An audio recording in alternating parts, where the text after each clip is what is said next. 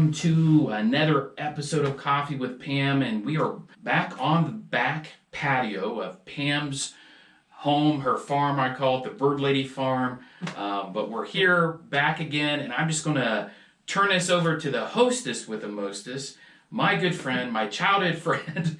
Here's Pam. Hi everybody and good morning.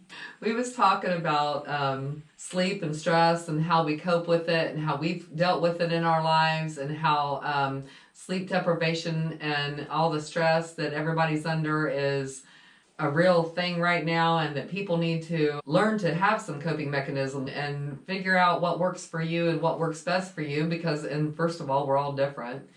Just from the average person, you know, and I know that everybody's different. I was telling Dawn that having two kids, when my son was little, he was the worst sleeper I've ever come across. I mean, I could read to him till I would think, you know, he's played all day, he's played hard all day, and he's bound to give it up. You know, he was 2.5 years old, and his dad would get off of work, and I would be like, you know what, it's 11:30 at night, it's your turn. Because, like, I've dealt with him all day, and it's now your turn.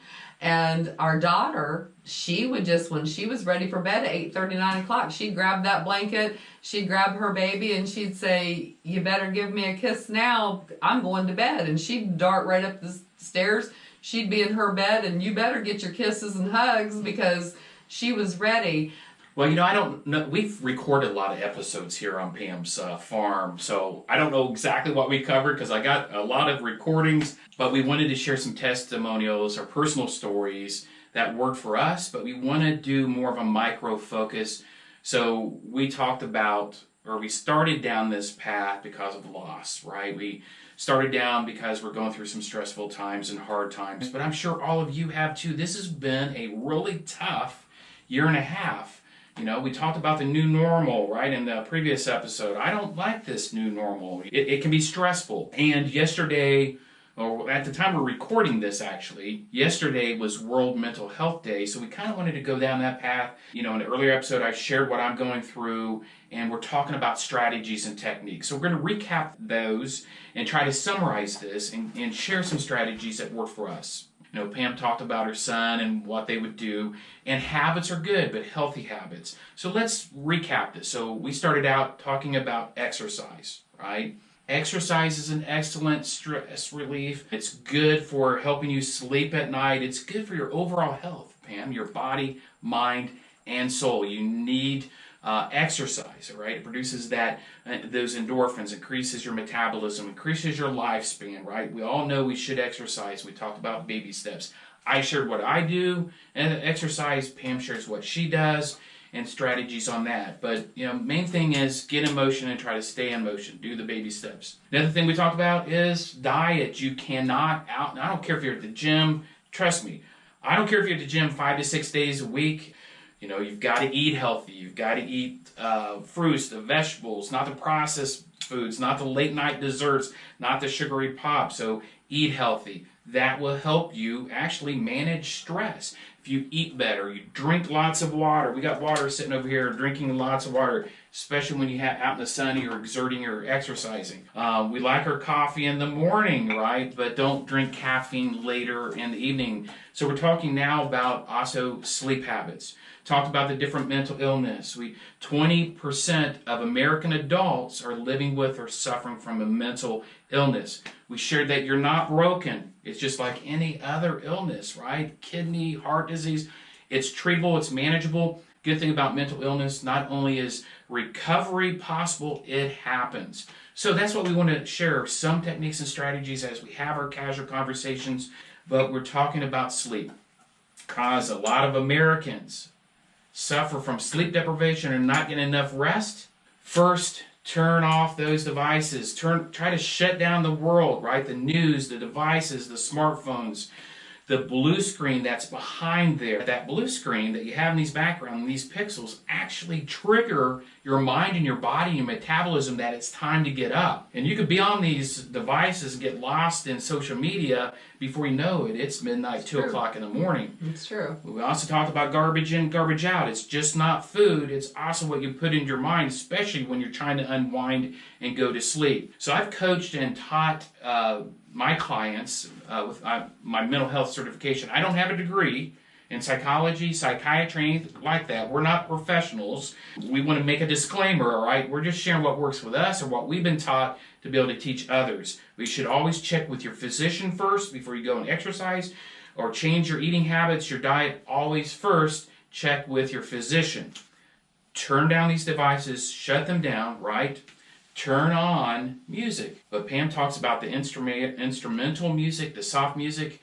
Don't go with any music that has words or that may trigger. If you're living with or suffering from a mental illness, sometimes these different music will trigger it, will cause you to actually stay up later or increase your metabolism. You know, you're doing, not to be critical because I like some of these headbanging music, during the day, but it could trigger, it could cause you to want to go work out, run around. Go with the soft instrumental music, classical maybe, because it may not remind you of a trauma or trigger the mental illness. If it's calm, soothing, and low, right? Turn down the thermostat, all right? Take it down a couple degrees. It causes your metabolism to think like a bear, okay, that you're time to hibernate, time to unwind and snuggle up. Start at 10 p.m. is what my recommendation is. Now, granted, I'm talking about people that work maybe 8 to 5, their days, normal work days are 8 to 5 or 9 to 5. Start with a habit, develop this at 10 p.m., all right? Now, you may not be able to do it at first, but start as a habit. So you turn that music, put these devices away at 10 p.m.,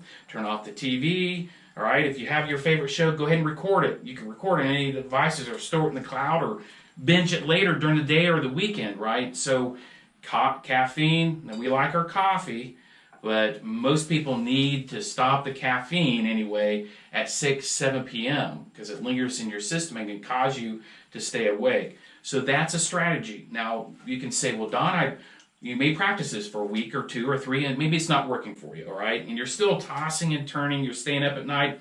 I'm going to share some other strategies. And now I've implemented this for me because I've suffered from insomnia. I have had bad sleeping habits since I was young, but I've improved. Before I was like a plumber with leaky pipes, and I didn't practice a lot of time. I taught others and coached them, but I have improved by doing these strategies of what I've taught others. So you're in bed, right? You did all these things, shut down these devices. You're in bed by 10:45, right? You're in bed, you start tossing and turning. Oh, wait a minute, I'm worried about my dad, right? I'm worried about my family or my kids, right? I don't get my kids as much as I would love to. I'm not the residential parent, right? So I'm concerned with them. I got deadlines at work. Oh no, I forgot to do this. I forgot to do that. Before you know it, you're tossing and turning, and then before you know it, it's 2 o'clock in the morning, and maybe you grabbed your smartphone that's sitting next to your bed or next to you that you shouldn't. It should be on the end table or across the room, and you're back and you're still 2 to 4 a.m. I'm like, Don, I tried all this. It didn't work. All right, here's another strategy when you're rested. First of all, we talk about exercise. You've got to be active, all right? If you're in a stationary job like me, a lot of the time you're on the computer or you're visiting clients, and most of my job is sit down job. Exercise so you get your body exhausted, have that habit, all right? Continue that habit, and that will help you tire down. But maybe you're still tossing and turning. You got these deadlines, this, that. You've got to take conscious effort and control of your thoughts, all right? Mindfulness when you're laying down. What I've done and what I've coached is get a notepad, set it at the corner at your nightstand. You're sitting back, you're thinking about the day, and you're ruminating here with all these thoughts. Get them out of your mind, put them on the paper. So what? You didn't get the meat out for the next day or plan the meal, or you forgot to call this person or that person. Get it out of your mind, write it on a piece of paper, and set it at the nightstand. You won't be thinking about it. You're getting it out of your mind, you're putting it into a piece of paper, and you have some action items for the next day. So I'm going to encourage you to do that. Devices, I'm not always good because I'd like to be reachable with my children. I have my phone next to me real close, but practice a habit of taking your phone and putting it down the hallway. I mean, where you could hear it if you have an emergency call, because it's real easy. Let me check Facebook. Let me check Instagram. What's going on Laying there? right by my head. It's right by my head. I'm going to grab it and look at it, and I'm going to put it down now. Absolutely. So get it off your mind, off your chest, put it on paper. You can tackle it the next day. If you think about all the things that you've got to do or you want to do in your life, you'd be up all night, all right? We all have goals and plans. We all forgot to do something. It happens, especially as you get older. Put it on paper. Forget about it, all right? So get unwinded, sitting down, relaxing, and you're thinking, well, Don, I've done this, and I still can't sleep. Now, have you done everything I just told you, the whole from start to beginning? If that happens, let me tell you something that works for me. Other than the soft music, box fan noise. There's an app on, I think Alexa has it, or you can turn on a box fan, turn it the other way or whatever. That actually triggers my thoughts as a child, because I didn't have air conditioning when I grew up. No, It actually, my mom and my grandparents put a fan in front of us. Right. That actually causes a natural melatonin to be created to help me relax and unwind, so I'll do that. Another thing I do is I'm a person of faith. I read the book of Psalms. It's a poetry, okay? It's a rhythm. So I'll read that helps me unwind. And I'll ask God to help me relax and unwind, all right? So it's a programming that you're teaching yourself to unwind. And I'm going to tell you what, when you get sleep, you're physically, mentally, emotionally, and even spiritually healthier. Remember, and I don't want to preach a sermon here, but Christ rested. He slept. He took power naps. God rested on the seventh day, all right? The creator of the universe rests and takes breaks and power naps. You should too, and it's healthy. And another little thing, a girlfriend of mine, one of my lifelong best friends, she told me that for her, she told me that she would have a great big chalkboard in her, and I've kind of used this technique a couple times myself. She told me that in her mind she would create a great big chalkboard, and she would write it on that chalkboard of what she, was thinking about, and then she would take an eraser in her mind and just erase it and think, I'm going to think about that tomorrow. But right now, for this moment, it's time to go to sleep. So she would write out in her mind what she was thinking about. Oh, tomorrow I have to pay this bill. Okay, well, I thought about it. I've got it on my chalkboard. But for now, it's time to go to sleep, and I'm just going to erase it. And she said in her mind... Did it work? She said, yeah, it did. It actually worked. And I've used that technique a couple times myself and thought, or like when thoughts are popping into your mind that you really, not something that you really need to be thinking about because you really need to, be concentrated. It's just, okay, well, I'm going to erase that for now. And the thing is we've been talking about all the stress and stuff from COVID. This sleep deprivation has been going on for a lot of my friends for a long time, and it's going to continue because there's going to be things in this world that is always popping up. I know that when the tornadoes hit in Northridge, I have a very good friend, a lifelong friend, who she still gets so stressed out every time she hears the tornado. If the sirens goes off. It's a trigger. And she triggers. She will spend a lot of time in her car because there was a lot of houses destroyed in Northridge and a lot of property damage and things. So a storm will trigger some people. That it's not just all about COVID. I mean, there's all kinds of triggers that causes us to have sleep deprivation or post-traumatic stress disorder or not be able to get the sleep that our body needs. Mm-hmm. And I know there's all kinds of triggers, so you have to find out for yourself. Yeah, what works for you, right? Now, we're sharing strategies and techniques, some of what works for us, or some I've been taught to teach others. But you know yourself, the self-discovery part. But, there's the PTSD to where it triggers. You've got the fireworks for veterans, right? Explosions, loud noises, all right? And it's just not veterans either. It's some trauma with people that's, maybe have been abused as a child or a teenager, or very bad, abusive relationship, to where it was ugly and different things trigger it. So what we're sharing is stuff that, works for us, but maybe something else works for you. Now, Pam talked about the chalkboard, and I know we need to wrap this up, but with me and a lot of men that I know, I work in a lot of men's groups, men's ministries, and things of that nature, That wouldn't work for me. If I write on a chalkboard and I erase it, that won't work for me going to sleep because I'm task-oriented. I got these lists and priorities and Franklin Covey, priority 1, A1, A2, BC. So that would just, that erasing it for me at night would put it right back in my mind. But if I took it out, now I want to share something though, but if I took, if I take it off my mind and put it here in a list and prioritize it, it's on my thoughts.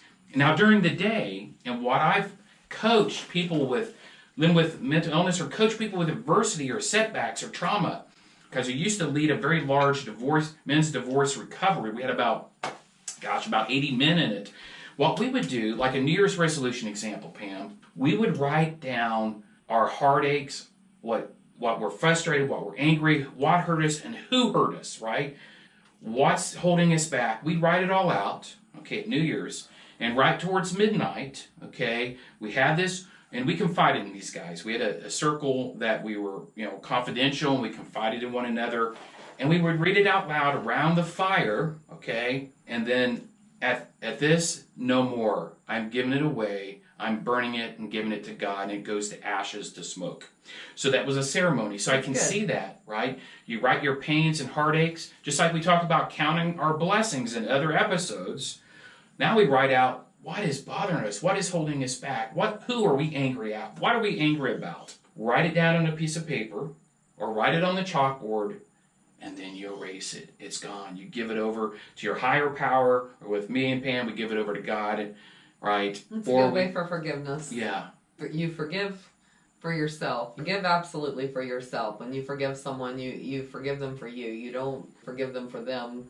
Right, we talked about that in other episodes, right? When we talk about relationships, that 3-part series, is forgiving someone actually sets you free. Because unforgiveness and bitterness is a prison. Absolutely. So as we wrap this up, this multiple series, I just want to share, and Pam and I have some laughter. Get around encouraging people. Laughter is good medicine. Get emotion exercise.